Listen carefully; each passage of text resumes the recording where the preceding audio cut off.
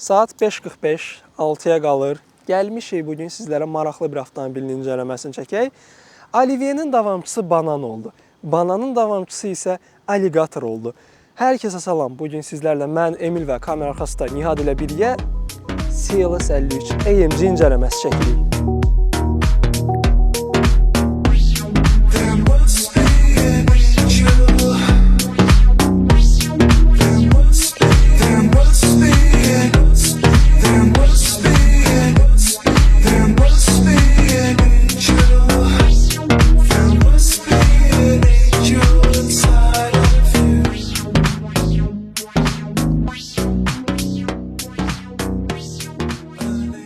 Mercedes-Benz CLS modeli 2003-cü ilin dekabrından 2023-cü ilin avqustuna qədər istehsal olunmuşdur. Ümumilikdə CLS modelinin 3 nəsli vardır. Birinci nəsli 2004-2010 arasında, ikinci nəsli 2011-ci il, ikinci nəsil dediyimiz Banandır. Birinci nəsil Olivier 5.5 kompressorun danışdığı maşın, ikinci nəsildə artıq 5.5 biturbo və üçüncü nəsil olan C257 gövdəsi, hansı ki bizim bugün incələməmizdə olan avtomobildir. Bilmirəm, mən birinci görəndə bu avtomobili baxdım buna, dedim ki, Bananın davamçısı niyə budur? Məsələn, mənim beynimdə Bananın davamçısı daha çox şey olub. AMG GT modeli, GT 4-door kupelər. Mən onu görürdüm. Amma zamanla dizaynı xoşuma gəldi. Boşuna Alligator demirik də buna. GT stilində radiator barmaqlığımız var bizim. Bu da yəni restylingdə gələn özəlliyi daha. Bizim avtomobilimiz elə 2023-ün sonudur. C257 gövdəsinin istehsal tarixlərinə nəzər yetirsək, 2017-ci ildə Los Angeles avtomobil sərgisində təqdim olunur və 2023-cü ilin avqustunda ümumilikdə CLS modelinin istehsalı tamamilə dayandırılır və bundan sonra da yeni CLS gəlməyəcək. Yəni sonuncu nəsil CLS-dir. Bir əfsanənin bitişidir. CLS həqiqətən özünü sevdirmişdi. Hətta son illərdə daha çox hype-a mindi, daha çox hamı tərəfindən məktəbli uşaqlardan tutma hamının ağzında söz var idi ki, banan, banan, banan. Bu banan deyil, bu alligatordur.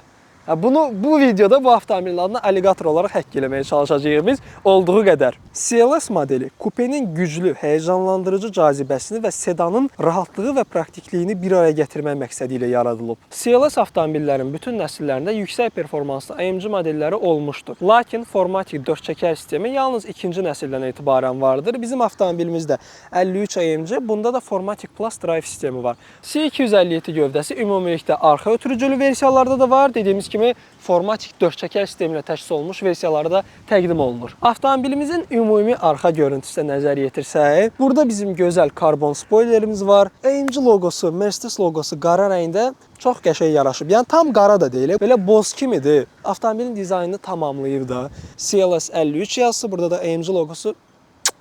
Stopları da nəzər yetirir. Tam yeni stildə Mercedes-in yeni dizayn xəttinə uyğun stopları var burada. Aqressivliyi göstərir. Ümumilikdə CLS nədir? Y-klassdan S-klassın arasında yerləşir bu. Lakin Y-klassdan daha sportik və komplektasiya baxımından da bu avtomobillər daha dolu olur. Ümumilikdə 257 gövdəsi 5 nəfərlik konfigurasiyadır. Amma bundan əvvəlki 2 nəsildə isə avtomobil 4 nəfərlik olurdu. Bunu artıq 5 nəfərlik geniş eləyiblər. Ümumi arxa görüntüsünə nəzər yetirəndə də burada egzoz sistemimizi görürsünüz. Y53 AMG incələməmizi izləyənlər bilir bu avtomobillərin necə səsi olduğunu. Yerində o qədər çox olmur. Əsas sürəndə və pillələri keçirəndə çox qəşəng səs verir. Sürəndə də gələn pillədən sonra və downshiflərdə gələn popcorn səsləri, banglər çox qəşəng, səliqəlidir. Difuzorumuzu da görürsünüz burada. Səliqəli difuzorumuz var, amma Mercedes daha yaxşısını eləyə bilərdi. Yəni burada difuzor daha yaxşı ola bilər. CLS-in ikinci nəslinin çox qəşəng shooting brake, yəni universal gövdəsi var. Təsəvvür edin, CLS 63, 5.5 biturbo və shooting brake dediyimiz universal gövdə. Çox dəli, dəhşət bir görüntüsü var və avtomobildə baxırsan ki, ailə avtomobildir, kartof daşıyandır. Amma ki, üstündə 5.5 biturbo var, çox dəhşət görüntüsü var. Yəni şəkilləri sizlər üçün burada yerləşdirəcəm. O avtomobildən Azərbaycanda yoxdur. Mən xaricdə gördüm şəkillərini, videolarını falan. Çox gözəldir. C257 gövdəsi üçün də başda shooting brake eləmək planları var idi. Amma daha sonra gördülər ki, shooting brake'lər особо satılmır. Avropada da satışlar düşüb. Ona görə bu gövdə üçün shooting brake planlarını ləğv etdilər. Amma məncə olsaydı çox maraqlı olardı. Hətta görmək istəyərdim. Həqiqətən çox qəşəng olardı. Və bu avtomobildə, bu gövdədə təəssüf ki, CLS 63 modeli yoxdur. Yəni, məncə Mercedes bizə son bir dans verə bilərdi. Bura 4 litrli M177 mühərriki swaplayıb bizə son dəfə bir CLS 63 hissini yaşadardı. Amma Neynək ki, eybi yox. O hissi istəyənlər AMG GT alırlar, 4-door coupe. Yeni nəsil CLS əvvəlki modellə müqayisədə 51 mm uzun, 9 mm enli və 14 mm alçaqdır. Ən önəmli dəyişikliklərdən biri isə təkər bazasının 65 mm artmasıdır. Bu da daxili məkanı geniş edir. 2021-ci ilin aprel ayında avtomobilimiz restyling görür. Restylingdə qlobal heç bir dəyişiklik olmur. Əsas dəyişik yeni radiator barmaqlığı gəlir, yenilənmiş ön bufer, arxada difuzorda biraz dəyişikliklər olur. Belə baxanda sadə base modellərində fərqli disklər gəlir və salam. Dediyimiz kimi qlobal heç nə dəyişmir və interyerdə yenilənmiş sükan gəlir. Bu arada bizim avtomobilimizin faraları multibim LED faralardır. Yəni bütün videolarda bildirirəm bu faraları görəndə bahalı söhbətdir. Avtomobilimizin xarici parametrlərinə nəzər yetirsək, uzunluğu 4988, eni 1890, hündürlüyü isə 1435-dir. Klirensi də 93 mm-dir. Çox alçaq klirensi var, çox maraqlıdır. Disk təkər parametrlərimizə nəzər yetirsək, ön tərəfdə 245 35 R20, arxa tərəfdə isə 275 30 R20. Disklərimizi də burada görürsünüz. Bu arada avtomobilimizdə HR-a məxsus spacerlar da var. Avtomobilimizin fitmentini tam tamamlamaq üçün səliqəli duruşu olsun da, artıq heç nə yoxdur. Avtomobilimizin mühərrikinə nəzər yetirsək, 435 at gücü və 520 Nm verən M256 mühərrikimiz var burada. 3 litrlik sıralı 6 silindirli turbo mühərrik plus bizim burada 48 voltluq mild hibrid texnologiyamız var. Hansı ki bizim avtomobilimiz o startda 22 at gücü və 220 Nm verir. Yəni həm də ki mild hibriddən biraz daha ekonom olur və launch kontrolda falan yerindən qalxmalarda bir boost hiss edirsiniz. Y53 AMG incələməmizdə olan eyni mühərrikdir. Orada da demişdik, burada da deyirəm, qlobal heç bir problemi yoxdur. Mühərrik müəyyən qədər yeni mühərrik olduğuna görə hələ ki nə forumlarda, nə başqa bir yerdə bununla bağlı belə xroniki problem, qlobal bir şey tapa bilməzsiniz. Belə ümumilikdə hamı tərifləyir, hamı razıdır. Səsi də gözəldir, performansı da gözəldir. Həm də sizə Stage 1-də falan qəşəng rəqəmlər verə bilir. Yəni stokda bu arada səsi həqiqətən qəşəng, səliqəlidir. Bir balaca çox danışmışıq Y53 AMG incələməmizdə. Bunun adının tam açılışı var. M256 DEH LA Y30. Belə bir LAG Y30 belə bir adı var bunun. Bütün onların açılışını falan Y53 AMG incələməsində keçid alıb ətraflı öyrənə bilərsiniz. Bugün biz bu mühərrikdən çox bir şey danışmayacağıq, çünki danışacaq çox bir şey yoxdur. Hal-hazırda avtomobilimizin açarını görürsünüz. Ön tərəfdən də belə görüntüyə sahibdir. Mercedes-in AMG modellərinin açarında ən sevdiyim şey bu arxada AMG logosunun olmasıdır. Çox qəşəng görünür də. Keçsək baqaj həcmimizə, bir dənə təpiyə atırıq. Baqajımız açılır. 490 litr həcmində qəşəng geniş baqajımız var. Bir dənə mənfi olaraq nə ola bilər? Bu hissəsinin biraz daha hündür olması. Yük qoyanda bir balaca əziyyət çəkə bilərsiniz.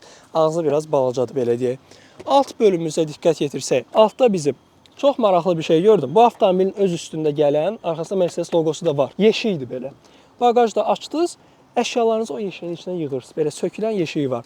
Daha sonra təkər təmir kitimizin penası və nasosumuz var. Həm də ki, ümumi bu alt bölümü siz əlavə baqaj həcmi kimi istifadə edə bilərsiniz. Baqaj həcmimizi artırmaq istəsək də arxa oturacaqları yatdıraraq həcmimizi artıra bilərik. Baqajı belə qısa, konkret, səliqəli. İç üzlənməsi də, iç materialda Mercedes-ə xas, qəşəng, yumşaqdır. Bağlamaq üçün də bu düymə ilə də bağlaya bilərik, təpiyi də ata bilərik. Belə bastıq, səliqə ilə bağlanır. Hal-hazırda keçid alırıq avtomobilimizin interyer bölümünə. Arxası hələ biraz dardır ha. Mən bir balaca arxasını daha geniş düşünürdüm. Diz məsafəmiz burada. Yəni bu oturacaq, qabaqda oturan normal rahat otura biləcəyi pozisiyada bu dəqiqə. Biraz daha qabağa sıxa bilərik təbii ki, çünki məsafə var orada. Belini də biraz qaldırsa, diz məsafəmiz hazırda belədir. Ayaqlarımı da dirəmişəm bu arada. Baş məsafəsi 4 barmaq, 5 barmaq deyə bilərik sıxıb. Yəni 1.75 boyla mən rahat əyləşmişəm bu dəqiqə. Biraz ayaq məsafəsindən, diz məsafəsindən daram, amma okeydir. İnteryerimiz də çox maraqlı rəngdədir. Belə interyer birincidir görürəm Mercedes avtomobillərində. Buradan belə boz rəngdə, boz, qara və qırmızı işləmələrlə. Kəmərlərimiz qırmızıdır, tikişlərimiz qırmızıdır. Arxa tərəfin klimatını görürsünüz. Arxa deflektorlarımız burada yer alıb. Alt hissədə 2 dənə Type-C portumuz və külqabı yerimiz var. Avtomobilimizin səs sistemi Burmeister'a məxsusdur. Burmeister'ın audio sistemi var burada. Arxa oturacaqlarımızın qızdırılması var və nə maraqlı. Burada saxlama yerimizin içi üzlənib. Mercedeslərdə görməmişdim bunu. Çox qəşəng. Orta bölümümüzü açsaq, var burada bizim 2 ədəd stəkan tutacağımız. Bunu da qaldırsaq, yenə içi tamamilə üzlənmiş, qəşəng bir dənə belə saxlama yeri deyək də və yeməyini qoy buradan ye. Bu da ki çox qəşəng, komfortlu. Arxası əslində oturacaqlar falan özü gözəldir. Biraz diz məsafəsi azdır. Hə, bir də uzun boyla burada rahat eləyəməyəsiniz. Mən düşünürəm ki, 1.80-dan çox boyunuz olsa, 1.82 falan, arxada boynunuz büküləcək. Amma belə nə bilmək, kupe özüdür də. Çox xoşuma gəlir mənim kupe avtomobillər, komfort kupelər, gran kupelər çox qəşəng bir şeydir. Damımız da sadə parça materialdandır və hətta bizim baş məsafəmiz burada artması üçün burada belə bir bükülmə var.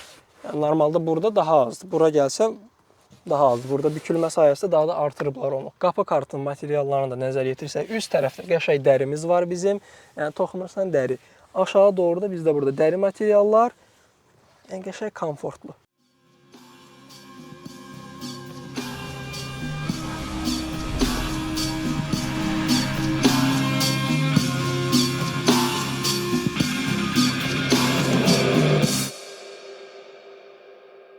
Hal-hazırda keçid almış avtomobilimizin sürüş testinə biz Y53 sürmüşdük. Bu dəqiqə CLS 53-də, yəni askı sistemlər plus-minus eynidir. Onda da pnevma idi, bunda da.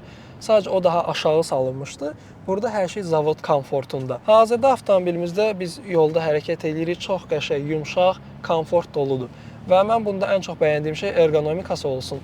Həm bu oturacaqlar bizi döngəyə girəndə yan dayağımız bizi sıxıb tutur, həm də ki sükanın və oturacağın idarə olunması, yerləşməsi çox qəşəng rahatdır. Bu arada çox gözəl head-up displeyimiz var, hansı ki bu dəqiqə bizə həm aborotları da göstərir, yəni komfort modda bizə aborotları göstərir, pilləmizi göstərir, sürətimizi, hər şey qaydasında və çox qəşəng də işıqlıdır, aydın görünür hər şey. Avtomobilimizin orta menyusuna keçid alsa, burada Track Pace menyusu var, hansı ki bunu açırsınız. Burada drag yarışı falan var, yəni ölçümləri başlada bilirsiniz. 0-100 ölçümlərini falan eləyə bilərsiniz buradan. Və avtomobilimizdə buradan daxil oluruq komfort bölməsinə. Oturacağımızın masajıdır, oturacaqların komfortudur. Məsələn, yan bölümlərinin sıxmasını biz buradan artıra və ya azalda bilərik. Ümumi komplektasiyasında oturacaqların qızdırılması, soyudulması və hətta bu dirsək qoyduğumuz yerlərin də qızdırılması var. Yəni komfortunuz tam olaraq düşünülüb. Dediyimiz kimi, audio sistemimiz bu avtomobildə Burmeisterə məxsusdur və ön panelə də nəzər yetirəndə hər yerdə dərid. Yəni səliqəli formada üzlənib hər şey və bu arada bu gördüyünüz gözəl avtomobil hal-hazırda satışdadır. Yəni əldə eləmək istəsəz videonun altına elanlı linkini yerləşdirəcəyik. Oradan sahibi ilə əlaqəyə keçə bilərsiniz. Avtomobilimiz Koreykadır. 39.000 km yürüyüşü var. Komplektasiyasında özünüz görürsünüz. Tam səliqəli vəziyyətdə, ideal. CLS 53 axtaranlar düşünmədən alsın deyəcəyim avtomobildir. Bu gördüyünüz trim, biz Y53 incələməmizdə də görmüşdük bunu. Y53-də biz buna plastik dedik. Bəziləri dedilər ki, bu plastik deyil, fisioloji karbondur. Tam dəqiq bilənlər yazsın. Məncə bu fisioloji plastikdir, amma karbon da ola bilər. Mercedes-in özünə xas karbonu. Ümumilikdə avtomobilimizin güzgüləri də karbondur, dediyimiz kimi spoileri də karbonuydu. Çox qəşəng səliqəli tamamlayır bir-birini. Hal-hazırda avtomobilimizlə full komfort rejimdə. Cruise basırsan, ucu 10 kilometri görürsən və sürətlənməsi belə səliqəlidir. Yəni, tam komfortlu. Bir şey ki, egzoz valvımız da bağlıdır. Full komfortda səliqəli səsi var. Qəşəngdir. Ləzzət edir adama. Yəni, CLS 53 deyirəm də, ilk başda görəndə bu avtomobilə bir belə qəribə yanaşdım. Amma sonradan nəsə gördükcə gözüm alışdı və dedim ki, qəşəng maraqlıdır. Bu arada avtomobildə nədir? Bütün ümumiyyətlə kupe avtomobillərdə bu var. Buradakı, yəni sedan kupelərdə baxış bucağı azdır biraz ümumi baxanda. Çünki ön tərəfdə avtomobil biraz daha yastı formada gəlir. Ona görə bucağınız biraz daha az kimi gəlir sizə. Hal-hazırda gətirdiyi avtomobilimizi sport rejimə, manual 4, 3. Çox qəşəng poplarımız var.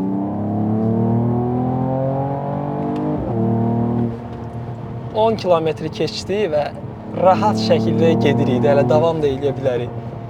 Baba, ideal zavod egzozu var da. Çöldə çox qəşəng poplar eşidilir və sürətlənmədir ki, hayf ki, siz onu içəridə eşidə bilmirsiniz, amma çox qəşəng səslər, emosiyalar, əlavə emosiya qatır da. Avtomobilimizdə həmişə 98 oktanlı yanacaqdan istifadə olunur. 100-ə sərfiyyat biz baxdıq, haradasa normal sürüşdə, şəhər içində 10-15 litr arasıdır. Yəni trasda da haradasa biz 9-8-i görəcəyik belə gördüyümüz üzrə. Bəlkə 7-də görərsiniz bu arada. Yəni qaza reaksiyadır, dinamikadır, super. Çox rahat şəkildə sürətlənir də. Bilsən, həmişə ayağının altında bilsən ki, güc var, sən rahat şəkildə sürətlənə bilərsən. Qaytardı avtomobilimizi komfort rejiminə. Elə bil ki, bayaqdan bu sportda olan bu deyildi. Sakitlik, səssizlik. Bir düymə ilə olur tamamilə sportkar, bir düymə ilə də olur lüks sedan. Bu qədər sadə. Əyrəcilər də ki, Mercedes-in əyləciləri mənə çox ləzzət eləyir. Qəşəng effektivdirlər. Lazım olduğu kimi dayandırır. Özdə ön tərəfdə perforasiyalıdır. Yenidən avtomobilimizi gətirdik Sport Plus rejiminə. Bizim avtomobildə race modda aktiv olunub. Gətirdik race-a qoyduq, hə.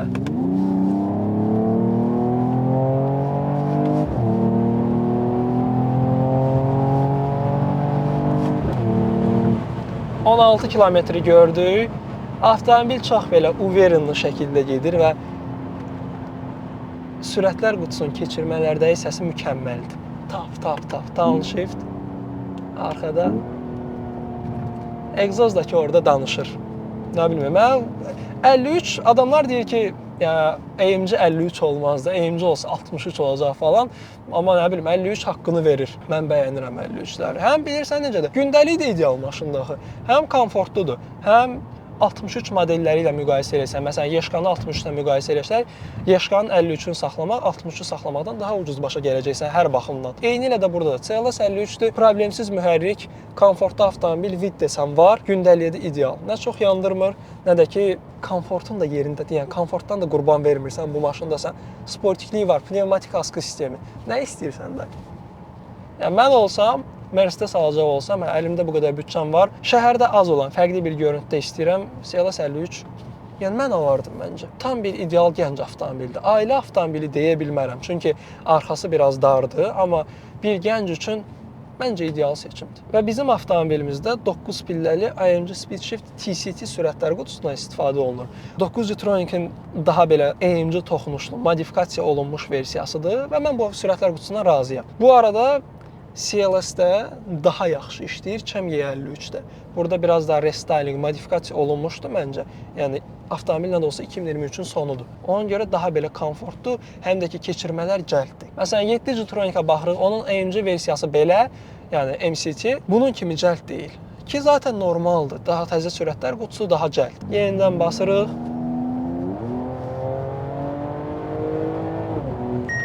...12 kilometr çox rahat şəkildə döngələrdə avtomobilimizin yan dayaqlarının bizi sıxması çox qəşəngdir.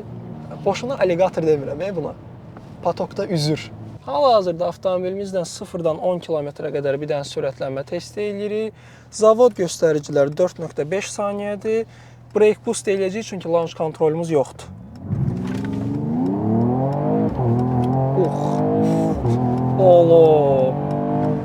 10 kilometrə çatdıq. Bu neymiş belə? Race modunda sürətlər qutusunun işləməsi çox dəhşətdir. Yəni bu sportda belə şeyləmir, arxadan təpik vurmur. Bu çox belə joski keçirir racedə. Görək neçə saniyə gəldi. Bəli, 0-dan 4.96. Brake boostdan 4.9 getdi. Nə bilim, mən gözləmirdim racedə belə keçirsin. Yenidən raceə qaytarsaq. Gətirdik downshift 2. Partlamalar özüdür. Dəli dəhşət.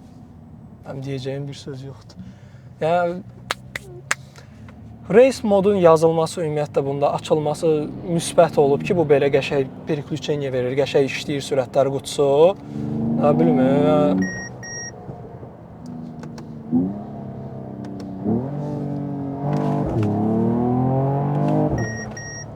çox səliqəli. Yəni, sürətlənməsi söz ola bilməz, gedişidir. Avtomobildə mən bəyənmədiyim bir şey olmadı bu dəqiqə. Dediyim kimi də, yəni, biraz narahat edici nüanslar dedim ki, arxası dardır falan da, amma öndə oturan sürücü üçün hər şey əladır. Mən askı sistemini də bəyəndim, sürətlər qutusunun işləməsini də bəyəndim.